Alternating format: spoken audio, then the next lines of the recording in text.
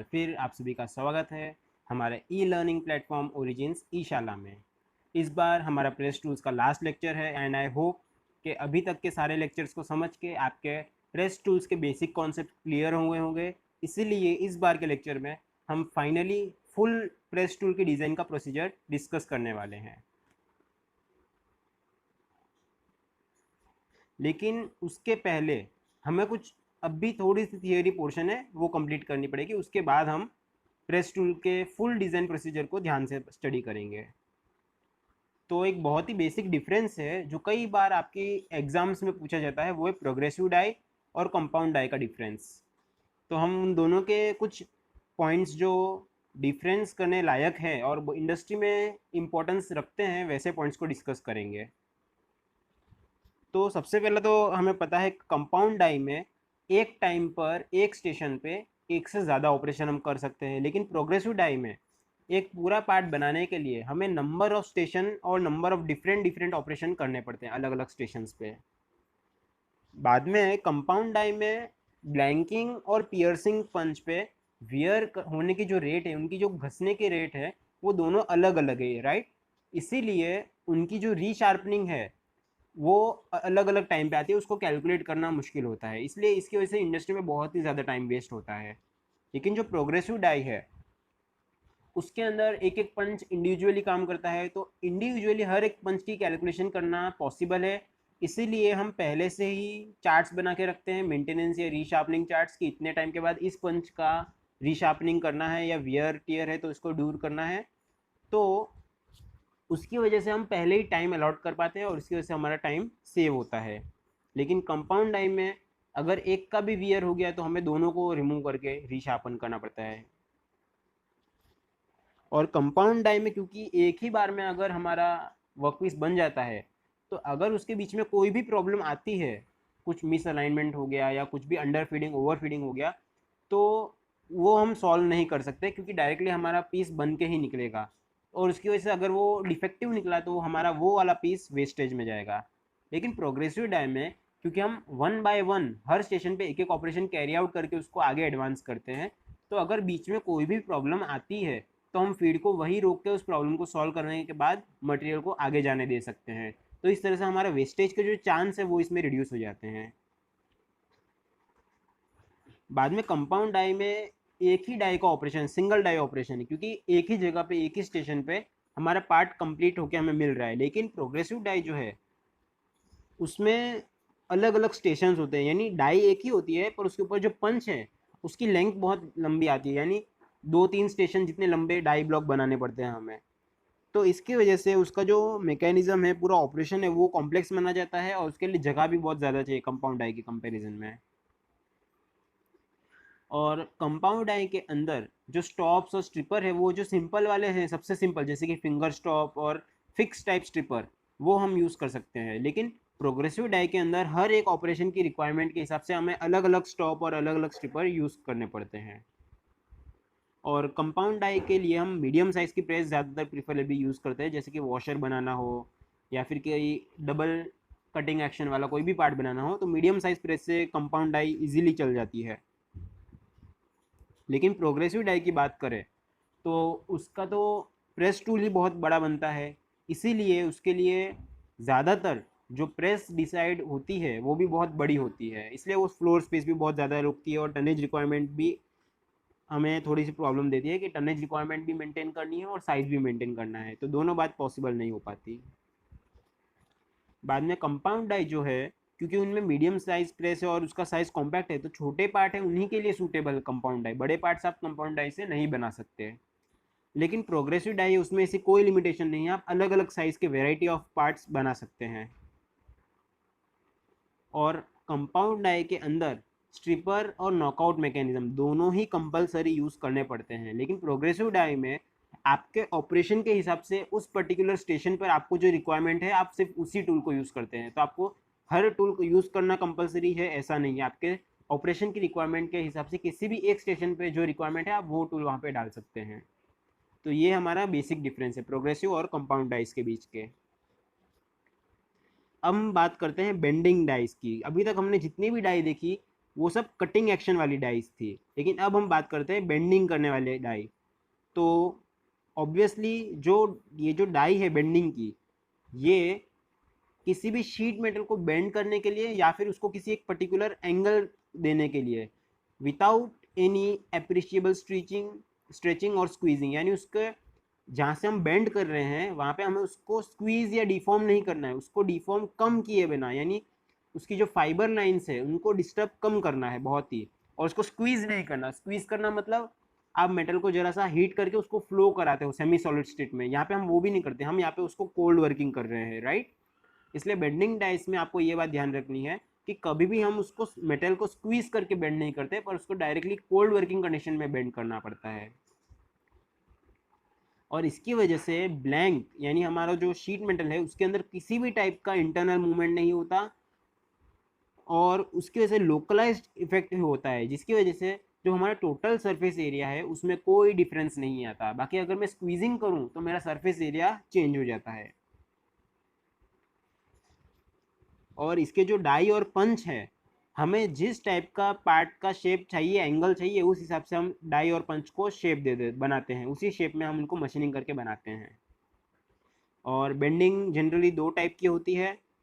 पहली होती है वी बेंडिंग, ये जो आप फिगर देख सकते हैं फर्स्ट फिगर में, वी बेंडिंग, कि जिसमें हम हमारे शीट मेटल को दो एंड्स पे सपोर्ट करते हैं, लेकिन जिस एंड पे हम प्रेशर देने वाले हैं वहाँ से उसको फ्री सस्पेंडेड रखते हैं।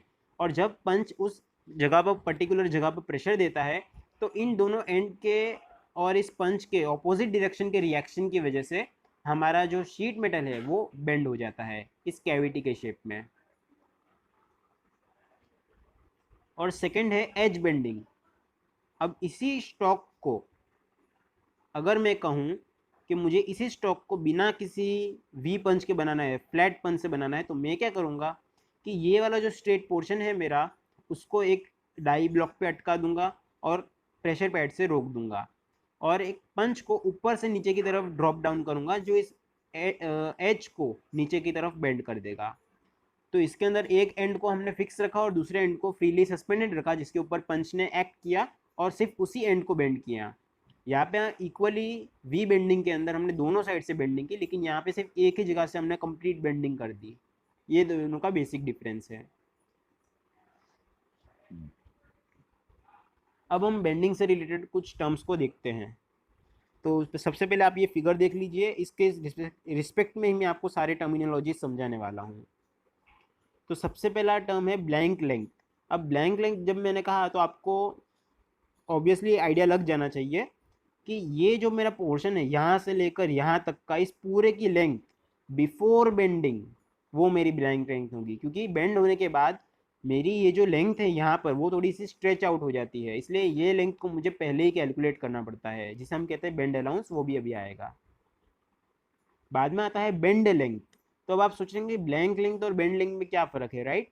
तो ब्लैंक लेंथ तो हमने इसकी पूरी इस लेंथ की बात कर ली, लेकिन बेंड लेंथ जो है इसका मतलब है कि आपकी बेंडिंग के अंडर वो जो लेंथ हुई है, जिस लेंथ के ऊपर आपने बेंडिंग की है, वो आपकी बेंड लेंथ है। यानी कि ये जो विड्थ देख रहे हैं आप हमारे स्टॉक की, ये पूरी लेंथ के थ्रू आउट हमने बेंडिंग की है, देखो।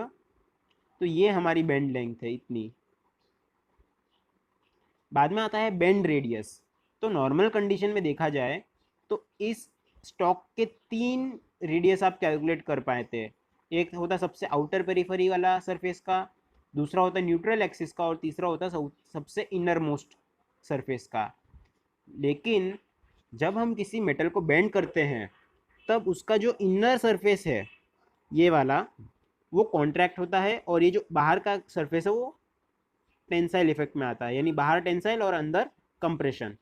तो इन दोनों का जो कंबाइंड इफेक्ट है, इसकी वजह से बाहर टेंशन में तो प्रॉब्लम नहीं है, लेकिन ये जो अंदर कंप्रेशन हो रहा है ये हमारे मेटल को क्रश करता है इंटरनली। तो इस क्रशिंग की वजह से एक लिमिट आ जाती है जिससे हम मेटल को बहुत ज़्यादा बेंड नहीं कर सकते। ज़्यादा बेंड करने जाते हैं तो अंदर से क्रैक प्रोपोगेट होना स्टार्ट हो जाता है। इसीलिए हम ज़्यादातर बेंड रेडियस जब कहते हैं तब इसका इंटरनल, सबसे इंटरनल रेडियस जो है सबसे मिनिमम, उसको कंसिडर करते हैं। और ये कभी भी जो रेडियस है इसकी वैल्यू शीट थिकनेस जितनी होती है कम से कम, और उससे ज़्यादा भी हो सकती है, लेकिन उससे कम कभी नहीं होती। बाद में आता है हमारा नेक्स्ट टर्म जो है बेंड अलाउंस। तो यहाँ पे आप देख सकते हैं कि ये वाला जो पोर्शन मैंने कहा कि इसकी लेंथ चेंज हो जाती है, इसे हम कहते हैं बेंड अलाउंस, क्योंकि इसकी कैलकुलेट हमें पहले ही करनी पड़ती है। तो यहाँ पे आप फिगर देख सकते हैं कि बाहर वाला जो पोर्शन है वो टेंशन में और अंदर कंप्रेशन में, इसकी वजह से ये वाला जो पोर्शन है जो आर्क बना रहा है उसके अंदर लेंथ का कुछ चेंज आएगा। ये हमारी पहले की कंडीशन है।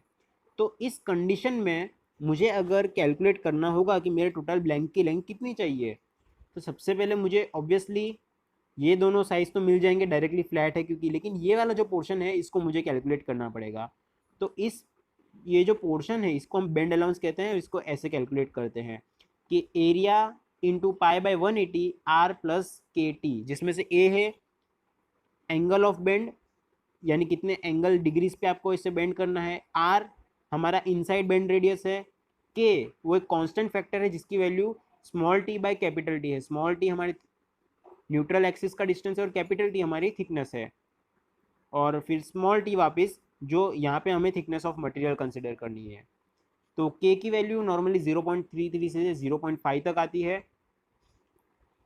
Depending upon the angle of bend. और इस तरह से हम बेंड अलाउंस को कैलकुलेट करके इन दोनों लेग्स की लेंथ, यानी इन्हें हम लेग्स कहते हैं जो स्ट्रेट है, इनके साथ ऐड कर देते हैं तो हमें टोटल ब्लैंक लेंथ मिल जाती है। और उसके बाद आता है जो नेक्स्ट टर्म है वो है स्प्रिंग बैक, जो कई बार एग्जाम्स में पूछा जाता है कि स्प्रिंग बैक किसे कहते हैं। तो ऑब्वियसली जब मैं मेटल को इस टाइप से बेंड करने जाऊंगा 90 डिग्री पे, तब थोड़ा सा मेरा मेटल जो है उसके इलास्टिक इफेक्ट की वजह से वापस थोड़ा सा अपोजिट बेंड हो जाएगा अपने आप। तो ये जो अपोजिट बेंड होने का उसका जो एक्शन है कि थोड़ा सा वो वापस पहले ही अपने पोजीशन में आने की ट्राई करेगा, उसे हम कहते हैं स्प्रिंग बैक इफेक्ट। कि मेटल उसकी ओरिजिनल पोजीशन के कंपैरिजन में, यानी मान लीजिए आपको 90 डिग्री पे उसको बेंड किया है आपने, तो जैसे ही आपका पंच हटेगा तो वो थोड़ा सा 85 डिग्री पे आ जाएगा। इस फेनोमेनन को हम कहते हैं स्प्रिंग बैक इफेक्ट। तो इसे सॉल्व कैसे किया जाए, तो मान लीजिए कि आप 90 पर बेंड कर रहे हैं, वापस 85 डिग्री बन जा रहा है, तो आपको उसे 95 डिग्री पे बेंड कर देना है ताकि वो 90 डिग्री आ जाए। तो इस तरह से हम स्प्रिंग बैक इफेक्ट को कंपेंसेट करते हैं। तो इसके साथ ही हमारी जो बेसिक थियोरी थी वो अब कंप्लीट हो गई है। तो अब हम अपने मेन मुद्दे पे, अभी तक के मोस्ट अवेटेड टॉपिक पे, प्रेस टूल डिज़ाइन कैसे करते हैं, स्टेप बाय स्टेप प्रोसीजर पे आते हैं। तो मैं आपको बता दूं कि अलग अलग टाइप की डाइज होती है, तो इसीलिए सबसे पहले तो आपको डाई सेलेक्ट करनी पड़ती है कि आप इस टाइप की डाई के ऊपर आपकी डिज़ाइन करेंगे। तो हम ज़्यादातर जो आपके सिलेबस में आती है उसी डाई को कंसिडर करेंगे, इसीलिए हम यहाँ पे प्रोग्रेसिव डाई की डिज़ाइन करेंगे। तो ऑब्वियसली जो हमारा पहला स्टेप है डाई सिलेक्शन का, उसमें हमने प्रोग्रेसिव डाई सिलेक्ट कर ली है, और अब प्रोग्रेसिव डाई के अंदर हम स्टेप्स देखने वाले हैं कि कैसे डिज़ाइन करते हैं। तो सबसे पहला तो है कि हमें ऑप्टिमम स्क्रैप स्ट्रिप लेआउट बना लेना है सबसे पहले, और विथ ऑफ स्टॉक फाइंड कर लेनी है, और सीक्वेंस ऑफ ऑपरेशन नक्की कर लेने हैं कि इस टाइप से मेरा लेआउट होगा, इस टाइप की मुझे विथ चाहिए और इस टाइप में सीक्वेंस मेरी जाएगी। तो इसकी मदद से आप जो स्टेशन आपके बनने वाले हैं प्रोग्रेसिव डाई में अलग अलग, वो सारे स्टेशन की सीक्वेंस आप नक्की कर सकते हैं कि पहले पंचिंग होगी, बाद में ब्लैंकिंग होगी, बाद में बेंडिंग होगी, एक्सेट्रा एक्सेट्रा। और इनका जो बीच का डिस्टेंस है वो भी स्क्रैप स्ट्रिप लेआउट में होगा। क्यों? क्योंकि मेरे फर्स्ट ब्लैंक में मैंने पंच किया है और सेकंड ब्लैंक पे जाएगा, तो उसका जो एडवांस आएगा वो मुझे स्क्रैप स्ट्रिप लेआउट से ही मिलेगा, क्योंकि प्रोफाइल की maximum length plus margin add करते हैं वो स्ट्रिप लेआउट का पार्ट है, राइट। इसीलिए उसका जो एडवांस का डिस्टेंस है उस एडवांस वाले डिस्टेंस पे ही मुझे नेक्स्ट पंच को सेटअप करना है, नेक्स्ट डाई का पोर्शन वहीं पे आएगा। बाद में सेकेंड स्टेप जो है वो थोड़ा सा इमेजिनेटिव स्टेप है, जिसके लिए आपको इंडस्ट्रियल एक्सपीरियंस होना चाहिए, लेकिन अगर आपने इतने सारे फिगर्स देखे हैं तो आपको थोड़ा सा आइडिया लग जाएगा कि सेकेंड स्टेप में आपको आपके डाई और पंच के लेआउट का एक रफ स्केच बनाना है, जो सेक्शनल एलिवेशन होना चाहिए, यानी उसका फ्रंट व्यू होना चाहिए, वो भी सेक्शनल व्यू। तो इससे आपको एक बेसिक आइडिया लग जाएगा कि आपके जो सारे प्रोग्रेसिव डाई के पार्ट्स हैं उनका अरेंजमेंट कैसा होगा। और इसके साथ ही आपको कटिंग फोर्स भी कैलकुलेट करना है। जो हमारा पेरीमीटर के ऊपर से हम कटिंग फोर्स कैलकुलेट करते थे रिजल्टेंट, वो आपको फाइंड करना है, प्रेस की टनेज आपको कैलकुलेट करनी है। इसके साथ ही क्योंकि आपके पास वर्क पीस आपका रेडी होगा, आपको सेंटर ऑफ प्रेशर भी कैलकुलेट कर लेना है। और हाँ, क्योंकि हम प्रोग्रेसिव डाई यूज़ कर रहे हैं तो ऑब्वियसली आपको स्टैगरिंग ऑफ पंच करनी पड़ेगी।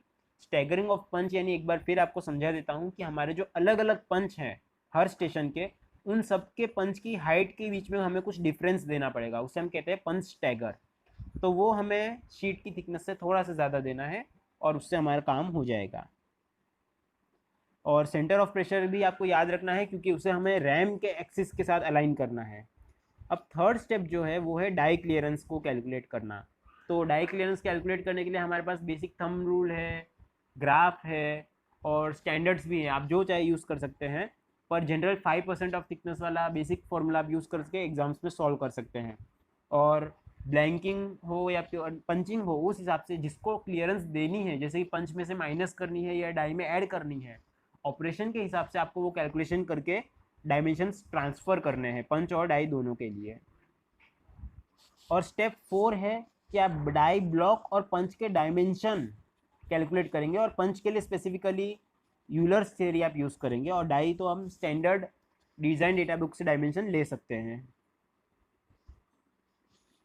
इसके बाद का जो स्टेप है उसमें हमें पंच को टूल होल्डर में कैसे फिक्स करना है उसकी अरेंजमेंट देनी है। वो थोड़ा सा हाई लेवल है, अगर आपको नहीं भी आए तो चलेगा, लेकिन बेसिक इंडस्ट्री के अंदर किस तरह से प्रेस टूल डिज़ाइन होते हैं उसके लिए ये आपके नॉलेज के काम की चीज़ है कि पंच डिज़ाइन हो जाने के बाद पंच को आपको टूल होल्डर में कैसे अटकाना है वो आपको सेट करना है। ज़्यादातर नॉर्मल कंडीशन में क्या होता है कि पंच का जो ऊपर वाला पोर्शन है उसको हम थोड़ा सा बड़ा बनाते हैं पंच से, और उसी टाइप का शेप हमारे टूल होल्डर के अंदर हम खाली रख देते हैं, तो उसके अंदर हमारा वो जो शेप है वो अटक जाता है और पंच वहाँ से नीचे लटक जाता है।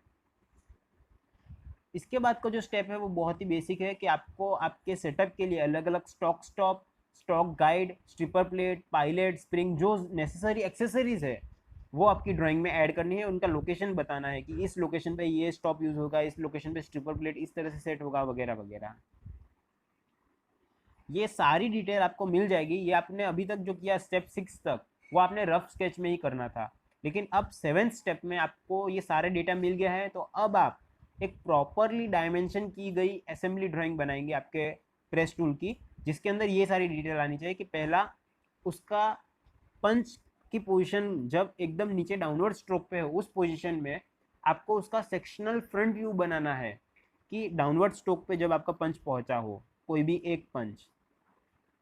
बाद में सेकंड कि आपका जो डाई ब्लॉक है, डाई शू है, स्ट्रिपर प्लेट है, डाई डिज़ाइन, ये सब का टॉप व्यू लोअर पोर्शन का आपको दिखना चाहिए, और ये सार किस तरह से असेंबल किए हैं उसके मेथड भी आपको दिखने चाहिए। जैसे कि मैंने आपको पहले बताया था स्ट्रिपर प्लेट को हमने किस तरह से नट बोल्ट से ऐड किया था, राइट।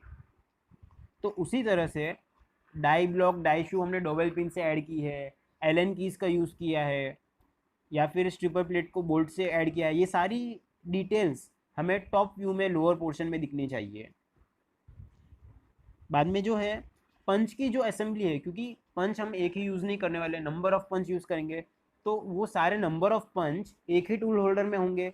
तो और उन सारे पंच के अंदर हम पायलट्स भी लगाएंगे, डोवल पिन्स भी लगाएंगे, स्क्रूज भी लगाएंगे। तो इन सब की असेंबली के लिए भी एक स्पेशल प्लान होना चाहिए या फिर एक ड्राइंग होनी चाहिए जिसमें हमें टॉप व्यू में ये सारे सेटअप दिखे कि इस पोजीशन पे हम पंच लगा रहे हैं, इस पोजीशन में उसका बैकअप प्लेट से रिटेन कर रहे हैं, इस पोजीशन में हम डबल पिन यूज़ कर रहे हैं, वो सब टॉप व्यू में हमें दिखना चाहिए। टॉप व्यू में क्यों? क्योंकि फ्रंट व्यू के सेटअप हमें ऑलरेडी सेक्शनल एलिवेशन में दिख गए, सिर्फ उसके टॉप व्यू में जो है हमें पिन एडजस्ट करनी है वो हमें पता होनी चाहिए।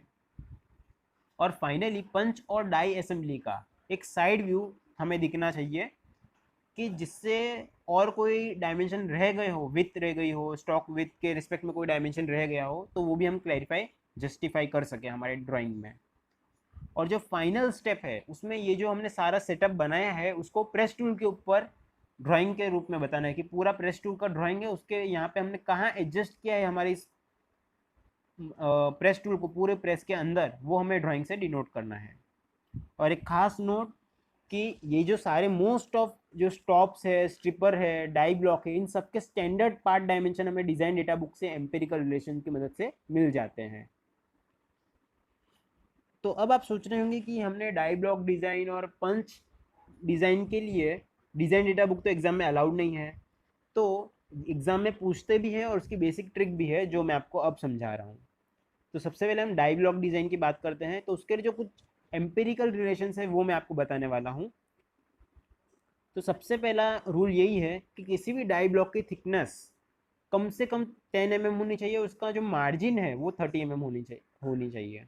तो ये जो डाई ब्लॉक आप देख रहे हैं इसकी थिकनेस ये जो है ये कम से कम 10 होनी चाहिए। मार्जिन यानी ये होल के आजू बाजू की जो जगह खाली आप देख रहे हैं ये वाली, ये कम से कम 30 mm का स्पेस हमें देना ही पड़ता है, चाहे कितना भी छोटा पार्ट क्यों ना हो। बाद में सेकेंड, जब हमारे पेरीमीटर को जो जिसको हम ब्लैंक कर रहे हैं उसका पेरीमीटर 75 mm तक हो, तब डाई ब्लॉक की थिकनेस 25 mm रखते हैं। और जब यही रेंज पेरीमीटर की 75 से 250 mm तक हो, तब हमारे डाई ब्लॉक की थिकनेस 30 mm हो जाती है, यानी सिर्फ 5 mm का डिफरेंस आता है और कुछ नहीं। और अगर हमारे डाई ब्लॉक के मैक्सिमम डायमेंशन, यानी ये स्टेप कंप्लीट होने के बाद हमारे डाई ब्लॉक का एक बेसिक डायमेंशन हमें मिल जाएगा।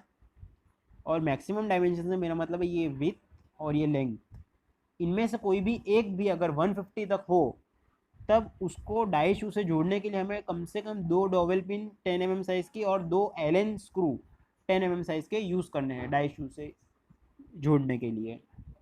यहाँ पे इस फिगर में आप ये जो होल देख रहे हैं 4, ये स्क्रूज के लिए है, और ये छोटे वाले होल हैं ये डॉवेल पिन्स के लिए है। इसी तरह से अगर मेरा डाई ब्लॉक का मैक्सिमम डायमेंशन 250 mm तक जाता है कोई भी एक, तब मुझे 3 एलन स्क्रू यूज़ करने हैं, 2 डोवेल पिन्स यूज़ करने हैं, और उन सबके साइज़ फिर भी 10 mm ही रहेंगे। और अगर 250 mm से ज़्यादा डायमेंशन कोई जा रहा है, तब मुझे 12 mm एलन स्क्रू और डोवेल पिन्स का यूज़ करना है। उनकी क्वांटिटी साइज़ के ऊपर डिपेंडेंट है कि जिससे मिनिमम मैं अपने डाई ब्लॉक को प्रॉपरली लोकेट कर सकूँ, उतने कम से कम मुझे देने हैं। वो साइज़ पे डिपेंड करता है कि कितने बड़े साइज़ में आप बना रहे हैं। और अगर आपके डाई ब्लॉक बहुत ही ज़्यादा बड़े बनते हैं तो आप उसको पार्ट्स में डिस्ट्रीब्यूट कर सकते हैं, प्रोग्रेसिव डाइस के लिए खास करके, क्योंकि एक प्रोग्रेसिव डाई स्टेशन के लिए एक डाई ब्लॉक आपने डिज़ाइन किया, दूसरे स्टेशन के लिए आपने दूसरा डाई ब्लॉक डिज़ाइन किया, बाद में दोनों को फास्टन कर सकते हैं आप। तो उससे आपका क्या होगा कि दोनों की डिज़ाइन आप सिंपली करके आपको सिर्फ असेंबल ही करना रहेगा, तो आपकी डिज़ाइन बहुत ही सिंपल हो जाएगी, और आपके कुछ कंपोनेंट जो है उनका सेटअप करना, एडजस्ट करना भी ईजी हो जाएगा। और हमेशा याद रखिए कि आपकी रिक्वायरमेंट के हिसाब से डाई क्लियरेंस और शेयर डाई को ज़रूर दीजिए, ताकि और इन जब आप प्रोग्रेसिव डाइस की बात करते हैं तब कंटिन्यूस 2 होल्स के बीच में proper distance scrap strip layout के हिसाब से, एडवांस के हिसाब से दीजिए, ताकि आपका जो डिज़ाइन है प्रोग्रेसिव डाई का वो प्रॉपरली डाई ब्लॉक आपका कंप्लीट हो जाए। तो इस तरह से हमारा डाई ब्लॉक डिज़ाइन होता है बेसिक एम्पिरिकल रिलेशन और स्क्रैप स्ट्रिप लेआउट का यूज़ करके। अब हम बात करते हैं पंच डिज़ाइन की। तो पंच का शेप तो जो होता है वो सेम हमारे पार्ट के शेप जैसा ही होता है ऑब्वियसली, जैसे कि डाई के अंदर हमने जो होल पाड़े हैं वो भी हमारे पार्ट के शेप के हैं, सिर्फ क्लियरेंस ऐड और माइनस करनी हो। तो उसी तरह से पंच में भी हमें क्लियरेंस को सब्ट्रैक्ट या ऐड ही करना है फाइंड करने के बाद, लेकिन सिर्फ एक ही चीज़ हमें कैलकुलेट करनी है, वो है इसकी लेंथ। तो इसकी जो लेंथ है वो कभी भी क्रिटिकल लेंथ से कम होनी चाहिए और डाई ब्लॉक की थिकनेस से थोड़ी सी ज़्यादा होनी चाहिए। तो क्रिटिकल लेंथ के लिए हम यूलर्स बकलिंग लोड की थियोरी का यूज़ करते हैं, जिसके हिसाब से ये 2 फॉर्मूला आप देख सकते हैं कि L equal to pi D P by 8 into E D P by tau S into thickness of stock. ये जो पहला फॉर्मूला है ये जनरल फॉर्मूला है सर्कुलर होल्स के लिए, जिसमें डी पी है हमारा सर्कुलर होल का डायामीटर, टाउ एस है शियर स्ट्रेंथ, और स्मॉल टी है thickness of material, capital E वो है यंग्स मॉड्यूलस। लेकिन जब सर्कुलर होल ना हो तो क्या करें, तब हम ये फॉर्मूला यूज़ करते हैं कि L equal to under root whole pi square E I by F, और एफ की वैल्यू हमें मिलती है perimeter into thickness into tau S.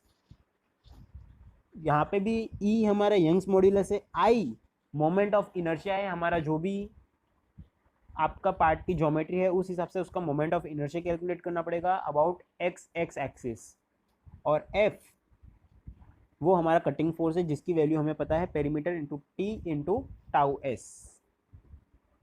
और प्रोग्रेसिव डाइस के अंदर जैसे कि मैंने कहा कि इस पंच को स्टैगर देना पड़ता है, तो वो जो स्टैगर का अमाउंट है कि कितना डिफरेंस लगना है हाइट में, तो वो स्टॉक थिकनेस से थोड़ा सा ज़्यादा होना चाहिए, ताकि एक टाइम पर एक ही स्टॉक कट हो।